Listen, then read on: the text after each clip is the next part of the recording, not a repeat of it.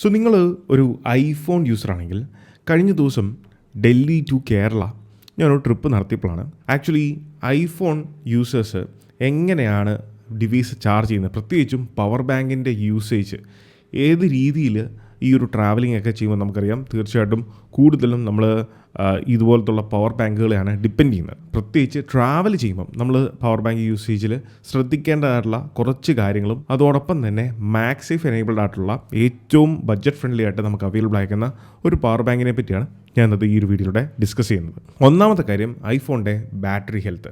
So battery health drop ആകുന്നു അല്ലെങ്കിൽ അത് കുറയുന്നതിനെ ബേസ് ചെയ്തിട്ട് ആളുകളുടെ ഇടയിൽ ഒരു കൺസേൺ ഉണ്ട്. ഒരു അപ്ഡേറ്റിന് ശേഷം ബാറ്ററി ഹെൽത്ത് റീകാലിബ്രേറ്റ് ചെയ്യുമ്പോൾ നമുക്കറിയാം ബാറ്ററി ഹെൽത്ത് ഡ്രോപ്പ് ആവും.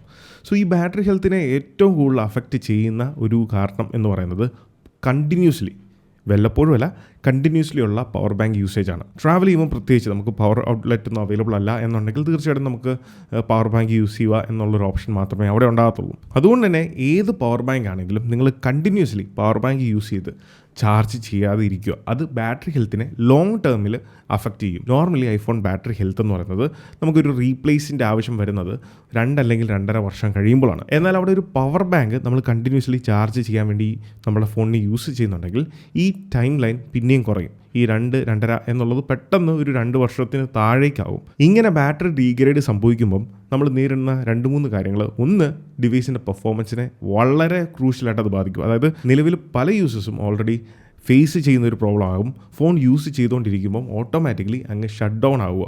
അതായത് യാതൊരു മുന്നറിയിപ്പും ഇല്ലാതെ ഫോൺ അങ്ങ് ഷട്ട് ഡൗൺ ആവുക. അത് നമ്മുടെ ബാറ്ററി ഹെൽത്തിൻ്റെ സെറ്റിങ്സിൽ തന്നെ കൊടുത്തിട്ടുണ്ട്. ഫോൺ ബാറ്ററി ഹെൽത്ത് വീക്കായി തുടങ്ങിക്കഴിഞ്ഞാൽ അൺഎക്സ്പെക്റ്റഡ് ഷട്ട് ഡൗൺസ് ഉണ്ടാകും എന്നുള്ളത്. ഇതുപോലുള്ള അൺഎക്സ്പെക്റ്റഡ് ഷട്ട് ഡൗൺസ് സംഭവിക്കുമ്പോൾ പതുക്കെ ഇത് യൂസറിൻ്റെ എക്സ്പീരിയൻസിനെ ബാധിക്കും. ഈ ഒരു അവസരത്തിൽ ബാറ്ററി ഹെൽത്ത് എന്ന് പറയുന്നത് 80 അല്ലെങ്കിൽ 75% താഴെ ആയിരിക്കും. സോ ഈ സിംറ്റംസ് കാണിച്ചു തുടങ്ങുമ്പോഴേ നമ്മുടെ ബാറ്ററി റീപ്ലേസ് ചെയ്യുവാണ് എന്നുണ്ടെങ്കിൽ നമ്മുടെ ഡിവൈസിൻ്റെ ഓവറോൾ പെർഫോമൻസിനെ നമുക്ക് തിരിച്ച് റീസ്റ്റോർ ചെയ്യാൻ സാധിക്കും. ഇനി പവർ ബാങ്കിൽ തന്നെ ഏറ്റവും ബഡ്ജറ്റ് ഫ്രണ്ട്ലി ആയിട്ടും പ്രത്യേകിച്ച് ഐഫോൺ യൂസേഴ്സിന് വളരെയധികം കൺവീനിയൻ്റ് ആയിട്ടും യൂസ് ചെയ്യാൻ പറ്റുന്ന ഒരു പവർ ബാങ്കാണ് ആംബ്രെയിൻ എന്ന് പറയുന്ന ബ്രാൻഡിൻ്റെ 10,000 mAh വരുന്ന മാക്സേഫ് എനേബിൾഡ് ആയിട്ടുള്ള പവർ ബാങ്ക്. ഇതുപോലെ മാക്സേഫ് എനേബിൾഡ് ആയിട്ടുള്ള പവർ ബാങ്ക് പൊതുവെ വളരെ എക്സ്പെൻസീവാണ്.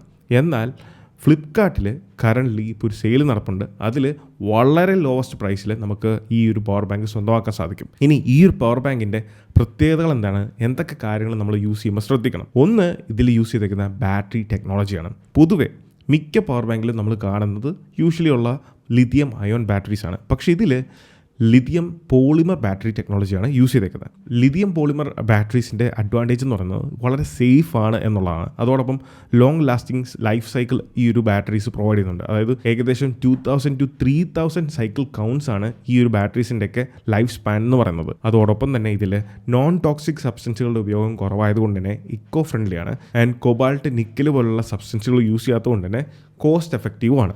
ഇതാണ് ലിഥിയം പോളിമറിൻ്റെ ഒരു അഡ്വാൻറ്റേജ് എന്ന് പറയുന്നത്. സോ ഈ ഒരു പവർ ബാങ്ക് നിങ്ങൾ വയർലെസ് ചാർജ് ആണ് ചെയ്യുന്നതെങ്കിൽ അപ് ടു 15 വാട്ട്സിൻ്റെ ചാർജിങ് സ്പീഡാണ് ലഭിക്കുന്നത്. എന്നാൽ അതേസമയം നമുക്ക് വയേർഡ് ചാർജ് ചെയ്യാൻ 2 പോർട്ടുകൾ, ഒരു ടൈപ്പ് സിയും ടൈപ്പ് എ പോർട്ടും കൊടുത്തിട്ടുണ്ട്. അതിലൂടെ അപ് ടു 22.5 വാട്ട്സിൻ്റെ ചാർജിങ് സ്പീഡോടെ നമുക്ക് ഡിവൈസുകൾ ചാർജ് ചെയ്യാൻ സാധിക്കുന്നതാണ്. വീഡിയോയുടെ തുടക്കത്തിൽ ഞാൻ പറഞ്ഞ പോലെ മാക്സിമം, അതായത് നമുക്ക് വേറെ ഒരു ഓപ്ഷൻ ഇല്ല എന്ന് കണ്ടാൽ മാത്രം നിങ്ങൾ പവർ ബാങ്ക് യൂസ് ചെയ്യുക.